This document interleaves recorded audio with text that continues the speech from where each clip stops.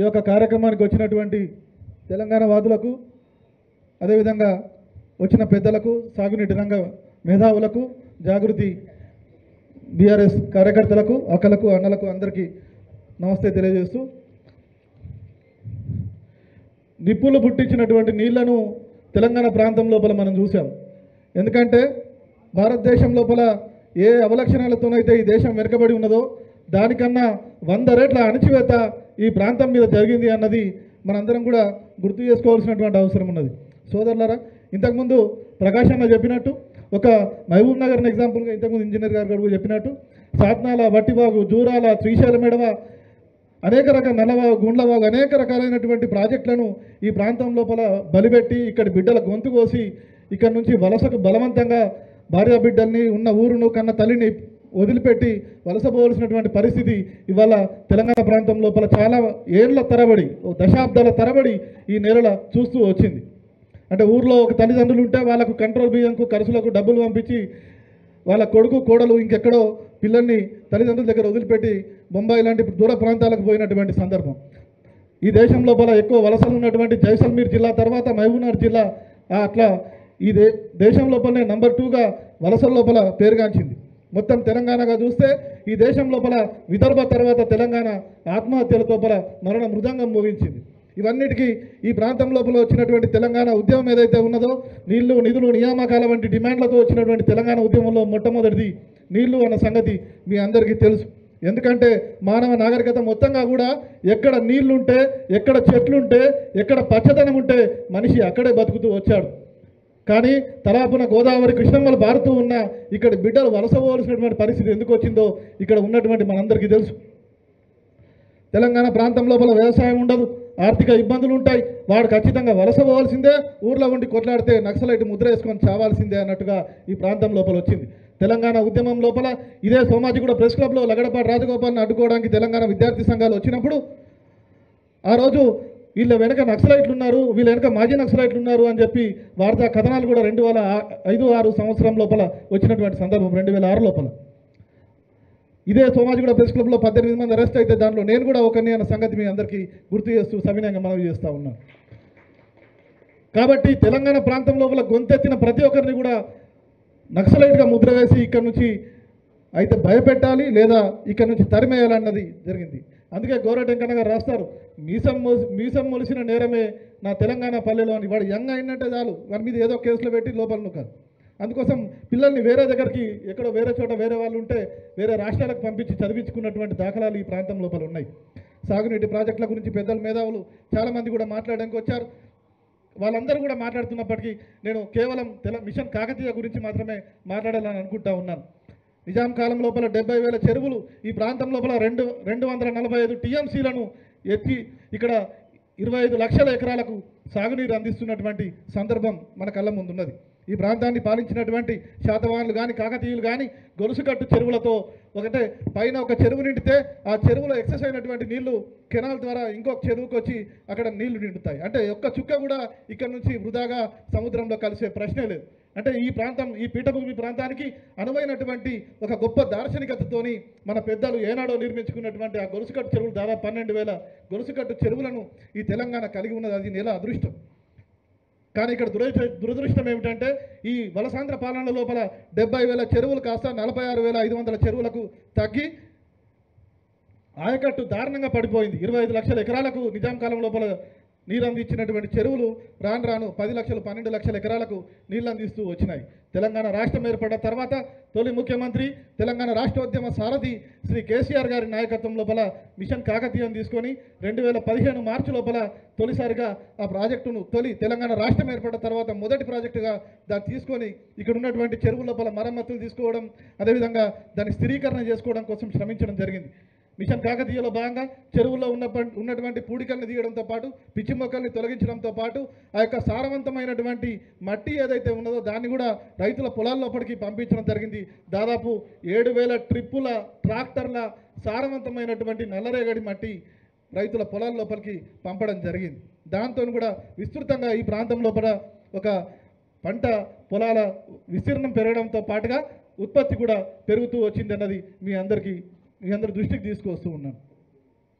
కాబట్టి ఈ యొక్క మిషన్ కాకతీయ ఏర్పడ్డ తర్వాత గొప్పగా మనం చేసుకున్నటువంటి ఈ రీకన్స్ట్రక్షన్ ఏదైతే ఉన్నదో 5 ఫేజుల లోపల జరిగినటువంటి ఈ మొత్తంగా కూడా జరిగినటువంటి ఈ పునర్నిర్మాణ మహాయజ్ఞం లోపల 5,000 ఎకరాల నుంచి 10,000 ఎకరాల మధ్యలో ఉన్నటువంటి అంటే పెద్ద చెరువులను మొదటి ఫేజ్లో, అదేవిధంగా 5,000 కన్నా తక్కువ ఉన్న వాటిని మిగతా ఫేజుల లోపల తీసుకొని ఒక తెలంగాణ సాగునీటి రంగం లోపల ఒక నూతన అధ్యాయానికి కేసీఆర్ గారు నడుం కట్టారు. ఇప్పుడు అన్న చెప్పినట్టు 1 కోటి ఎకరాలు ఏదైతే మనం అనుకున్నామో ఆ 1 కోటి ఎకరాల లోపల 25 లక్షల ఎకరాలు మన తాత ముత్తాతలు నిర్మించిన చెరువులను వాటిని కొత్తగా స్థిరీకరణ చేసుకోవడం, మరమ్మతులు చేసుకోవడం ద్వారా కాపాడుకోవాలి అన్నటువంటి స్ఫూర్తిని కేసీఆర్ గారు కొనసాగిస్తూ తీసుకున్నటువంటి గొప్ప కార్యక్రమం మిషన్ కాకతీయ. ఆ మిషన్ కాకతీయను అబ్జర్వ్ చేయడానికి ఎక్కడెక్కడి నుంచో కూడా ఇక్కడికి అమెరికా లాంటి ఇతర దేశాల నుంచి కూడా యూనివర్సిటీ విద్యార్థులు రావడం, దీన్ని స్టడీ చేయడం, రాజస్థాన్ నుంచి, నీతి ఆయోగ్ నుంచి కూడా ఇక్కడికి చాలామంది వచ్చి ఈ యొక్క మిషన్ కాకతీయ ఎట్లా జరుగుతుంది అని చెప్పి దీన్ని స్టడీ చేయడం జరిగింది. వాడన మీ అందరికీ తెలుసు, ఉద్యమంలాగా ప్రతి ఒక్కరు కూడా పారా పట్టుకొని పోయి మట్టిని తీసుకొచ్చి ఆ యొక్క చెరువును కాపాడుకున్నటువంటి సందర్భం. ఎందుకంటే తెలంగాణ గ్రామీణ వ్యవస్థ మొత్తంగా కూడా చెరువు చుట్టూ నిర్మాణం అయి ఉంటుంది. ఎందుకంటే చెరువు ఉంటే చేపలు ఉంటాయి, చెరువు ఉంటే పచ్చదనం ఉంటుంది, చెరువు ఉంటే పాడికి అంటే పశువులకు ఆహారం దొరుకుతుంది, చెరువు ఉంటే పంటలు పండుతాయి, చెరువు ఉంటే కులవృత్తులు బాగుంటాయి, రైతులు బాగుంటాయి, మిగతా కులవృత్తులు అన్నిగా బాగుంటాయి. కాబట్టి కులవృత్తులు అన్ని ఆఖరిగా ఊర్లో ఉన్న గుడిలో దేవుడికి ఏమన్నా పెట్టాలన్నా కూడా ఊర్లో మంది దగ్గర 4 పైసలు ఉండాల్సిందే అన్న సంగతి మీ అందరు గుర్తు చేసుకోవాలి. తెలంగాణ వ్యవస్థ, గ్రామీణ వ్యవస్థ మొత్తంగా ఛిద్రంగా మారినప్పుడు మనం కాపాడుకున్న చెరువును మనం కాపాడుకోవాలన్న దృష్టితోని మిషన్ కాకతీయను మనం తయారు చేసుకోవడం జరిగింది. దానిలో భాగంగా తెలంగాణ వచ్చిన తర్వాత మనం దాన్ని సహకారం చేసుకునే క్రమం లోపల 45,800 చెరువులకు అంటే 46,500 చెరువులు మొత్తంగా ఉంటే అందులో 45,800 చెరువులను జియో ట్యాగింగ్ చేసినాం. ఎందుకు జియో ట్యాగింగ్ చేయవలసి వచ్చిందంటే 70,000 చెరువుల లోపల 26,000 చెరువులు సమైక్యాంధ్ర లోపల మాయమైనాయి. ఏ నినాదం వెనుక ఎవరి ప్రయోజనం ఉందో తెలుసుకున్నంతకాలం మనం మోసపోతూనే ఉంటామని చెప్పినట్టు ఇవాళ తెలంగాణ రావడానికి ముందు సమైక్య కాలంలో మనం కోల్పోయింది ఏంటి అంటే హైదరాబాద్ రాష్ట్రం నుంచి సమైక్యాంధ్రలో కలిసిన తర్వాత 26,000 చెరువులను ఇవాళ తెలంగాణ మొత్తంగా కోల్పోయింది. హైదరాబాద్ లోపల మీకు తెలుసు చాలా చోట్ల కట్టమైసమ్మ గుడి ఉంటుంది, కానీ పక్కకేం చెరువు ఉండదు. కట్టమైసమ్మ గుడి ఎక్కడ ఉంటుంది? ఎక్కడ చెరువు ఉంటుందో ఆ కట్ట మీద కట్టమైసమ్మ గుడి ఉంటుంది కట్టను కాపాడడానికి. మరి చెరువు ఎట్టిపోయింది? అమ్మేసుకున్నారు. ఈ పరిస్థితులన్నింటినీ కూడా సమైక్యాంధ్ర కాలంలో ఈ తెలంగాణ నేల అనుభవిస్తూ వచ్చింది అన్న సంగతి మీ అందరికీ చేస్తున్నాను. మిషన్ కాకతీయ ఏర్పడ్డ తర్వాత ఈ ప్రాంతం లోపల రైతుల ఆదాయం ఏదైతే ఉన్నదో 75% పెరిగింది అన్నది మీ అందరి దృష్టికి తీసుకొస్తూ ఉన్నాను. అదేవిధంగా ఇక్కడ జాలర్ల ఆదాయం 30 నుంచి 35% పెరిగింది. నబార్డుకు అనుబంధంగా జాతీయ స్థాయిలో మీ అందరికీ తెలుసు వ్యవసాయ రంగంలో విప్లవాత్మక ఆవిష్కరణల కోసం, అదేవిధంగా వ్యవసాయ రంగాన్ని మద్దతు తెలపడం కోసము ఏర్పాటు చేసినటువంటి నబార్డ్ ఏదైతే ఉన్నదో నబార్డుకు అనుబంధంగా ఉన్నటువంటి నాబ్కామ్ చెప్పినటువంటి వివరాల ప్రకారం కూడా ఇక్కడ ఈ చెరువుల కింద అంటే ఏదైతే మిషన్ కాకతీయ కింద మరమ్మతులు జరిగిన చెరువులు ఏవైతే ఉన్నాయో వాటి కింద 51% ఆయకట్టును మనం పెంచుకోవడం జరిగింది. దాని కింద ఉన్నటువంటి పంట పొలాలు ఏవైతే నీళ్ళు అందుతాయో ఆ నీళ్ళు అందే ప్రదేశాన్ని 51% మనం పెంచుకోవడం జరిగింది. అదేవిధంగా ఇక్కడ విస్తారంగా భూగర్భ జలాలు కూడా పెరిగినాయి. 6.9 పాయింట్ల నుంచి 7.2 పాయింట్ల వరకు ఇక్కడ బోర్వెల్స్ గ్రౌండ్ వాటర్ పెరిగింది. ఈ భూగర్భ జలాలు పెరగడంతో 17%గా ఇక్కడ ఏవైతే చెరువులు బోర్వెల్స్ పోయినాయో ఆ బోర్వెల్స్ లోపల 17% బోర్లలో నీళ్ళు వచ్చినాయి ఆటోమేటిక్గా. చాలా ఇళ్ల లోపల జరిగింది ఈ సందర్భం కూడా.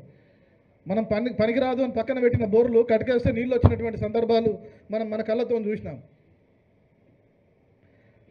అదేవిధంగా ఈ ప్రాంతం లోపల ఒక గొప్ప ఆవిష్కరణలకు కేంద్రంగా ఇక్కడ అనేక పంటల లోపల కూడా ఒక విస్తృతమైనటువంటి డెవలప్మెంట్ కనిపిస్తూ ఉన్నది. పత్తి 11.6%, మొక్కలు 6.7%, వరి 4.4%గా ఇక్కడ గ్రోత్ పంట పొలాల లోపల దిగుబడి చాలా అధికంగా పెరిగింది అన్నది మీ దృష్టికి తీసుకొస్తూ ఉన్నాను. కాబట్టే నీతి ఆయోగ్ ఏదైతే ఈ ప్రాంతం లోపల పర్యటించిందో ఆ నీతి ఆయోగ్ చెప్పిన వివరాల ప్రకారం మిషన్ కాకతీయకు 5,000 కోట్లు, అదేవిధంగా మిషన్ భగీరథ 19,000 కోట్లు ఇవ్వాలని చెప్తే ఒక్క రూపాయి కూడా మనకు ఇవ్వకుండా తెలంగాణ రాష్ట్రం మీద అప్పటి కేంద్ర ప్రభుత్వం వివక్షను చూపెట్టి ఏ రకంగా ఇబ్బంది పెట్టిందో మీ అందరికీ తెలుసు. దానికి నిరసనగానే కేసీఆర్ గారు నీతి ఆయోగ్ను బహిష్కరించి వారికి ఖచ్చితంగా హెచ్చరికలు జారీ చేశారు.